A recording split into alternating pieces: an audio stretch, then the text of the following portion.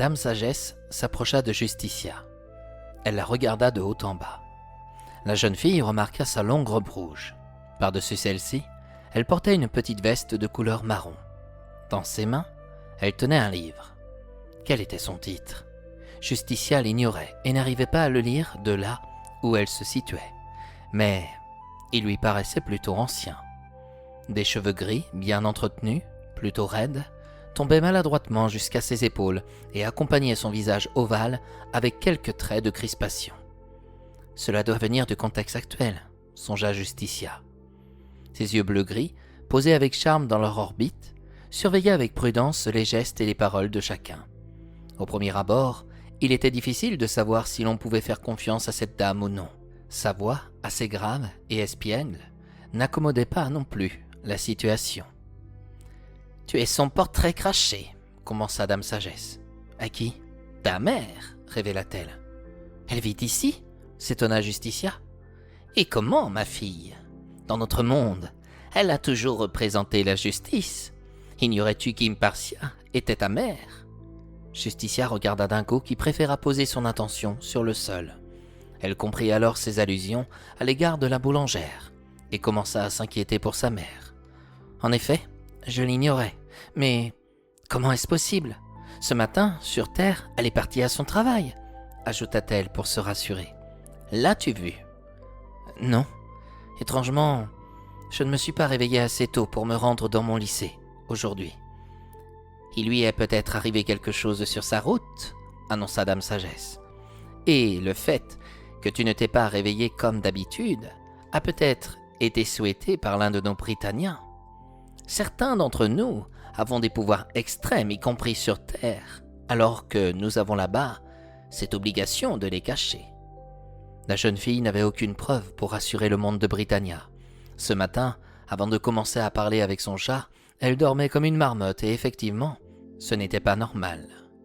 Dame Sagesse l'invita à la suivre, dans un immense salon, pour discuter plus tranquillement. Elle proposa à Justicia de s'asseoir dans un fauteuil de couleur rouge, aux bordures dorées. La jeune fille trouva sa texture extrêmement confortable. En réalité, ce fauteuil s'adaptait aux fesses de celui ou celle qui l'occupait. Charmant arriva quelques instants plus tard pour poser 2 tasses de thé sur la petite table du salon. De l'extérieur, votre maison ne paraît pas aussi grande que ce que j'aperçois là. Comment se fait-il que cet espace ressemble à celui d'un immense château et non d'un manoir ? Demanda la jeune fille. C'est de la magie, Justicia. À Britannia, il n'y a aucune limite. Nous pouvons tout réaliser, même les idées les plus farfelues. Dingo m'a informé que je devais reprendre la relève de ma mère. Pourquoi ? Britannia n'est pas un monde qui peut vivre sans aucune limite ou justice. Il me semble qu'à ton arrivée ici, tu as croisé un petit garçon du nom de Connor. Il était au marché, non ? Oui, tout à fait. Comment le savez-vous ? Avec la sagesse, je peux tout voir comme tout entendre, tout comprendre et tout apprendre.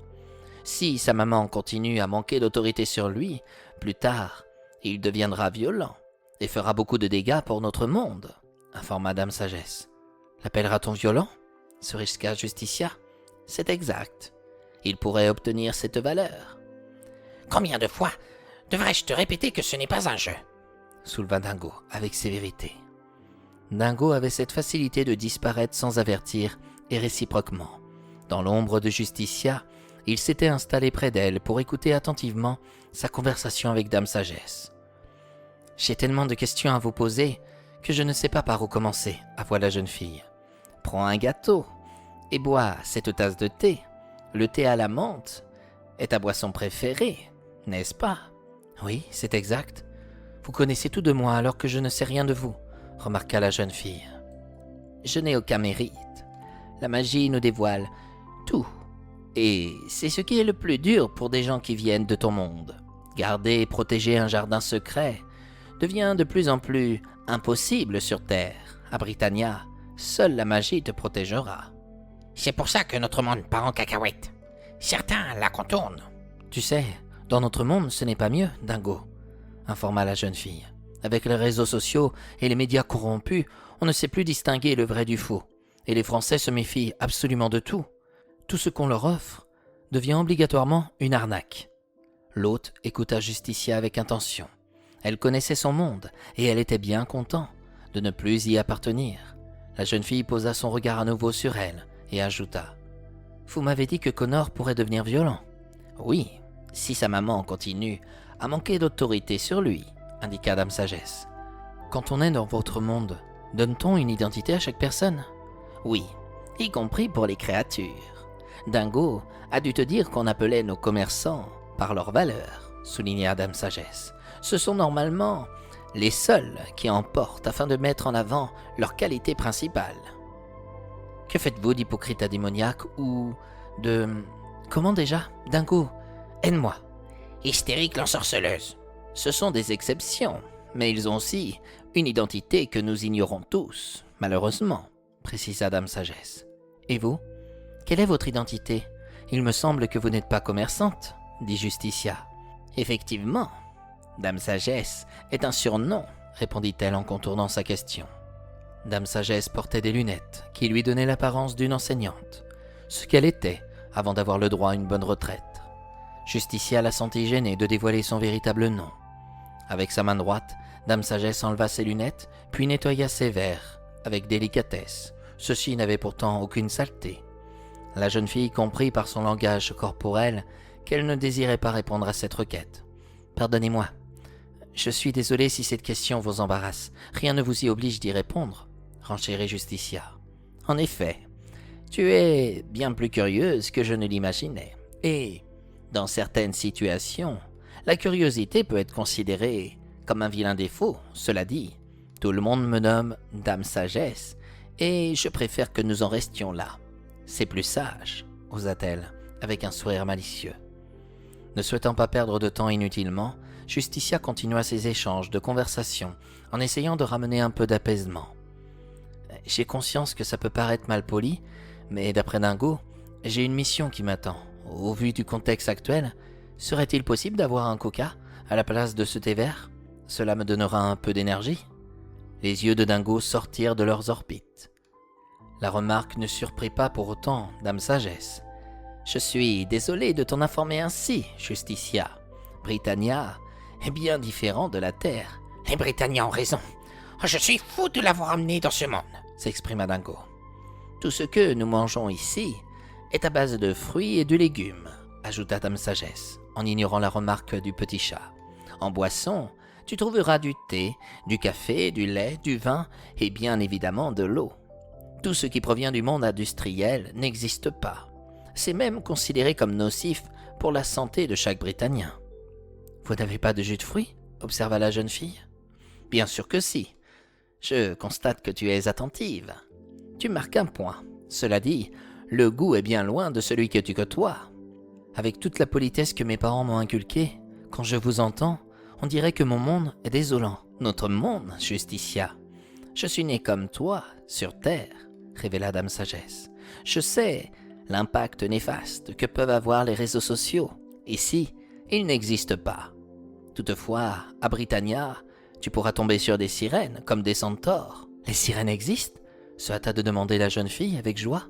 « Bien sûr, sur Terre, on les considère comme des mythes ou des légendes. Pourtant, elles ont réellement vécu parmi les hommes, et elles sont bien plus humaines que nous le sommes. »« Et pourquoi sont-elles parties ? Comment sont-elles venues ? Pourquoi ne reviennent-elles pas sur Terre ?» s'empressa-t-elle de demander à toute vitesse. « Une seule question à la fois, » répliqua Dame Sagesse, avec douceur et calme. « Je sais que tu adores ces créatures, mais comme pour les humains, il y a de gentilles sirènes et d'autres qui sont envoûtées par le mal en personne. »« Ranmore, si tu préfères, » précisa Dingo. « Je ne veux pas entendre son nom dans ma demeure, » gronda la sorcière en montant le ton de sa voix. « Vous n'avez pas encore écrit la règle sur votre tableau, » osa-t-il rétorquer. « Je te l'ai pourtant ordonné de nombreuses fois, » révoqua-t-elle. « Ce n'est pas bien de ne pas lui obéir, » ajouta Justicia à son égard. Étant en minorité, Dingo baissa sa tête. Il décida de se rendre sous la petite table du salon pour aller se coucher. Il venait de commettre une bêtise. Il devait par conséquent se faire encore plus petit que ce qu'il était actuellement. Pour revenir à notre discussion, si un terrien tombait sur une sirène, On ne le croirait pas au départ, informa Dame Sagesse. Mais si la Terre recevait la preuve qu'elles existent, les scientifiques s'acharneraient à effectuer des expériences horribles sur ce qu'elles sont. Alors, un beau jour, il y a eu une sorcière puissante qui a créé ce monde parallèle, n'étant pas dépourvu de magie. Ainsi, Britannia protège toutes ces créatures. Contrairement à la Terre, les Britanniens connaissent ton monde. Certains peuvent même s'y rendre, et le doivent d'ailleurs pour maintenir l'équilibre entre le bien et le mal. Comme tu l'as vu, au fil du temps, l'homme est devenu très malsain avec toutes les guerres qu'il a créées et sa technologie qui évolue à une vitesse grandissante. Dingo m'a informé qu'il s'agissait non d'une sorcière, mais d'une méchante reine. Méchante ? Si c'est le cas, je ne le pense pas. En détrônant la Terre de toute magie, elle a protégé toutes les créatures que tu découvres dans les mythes et légendes qui demeurent ici.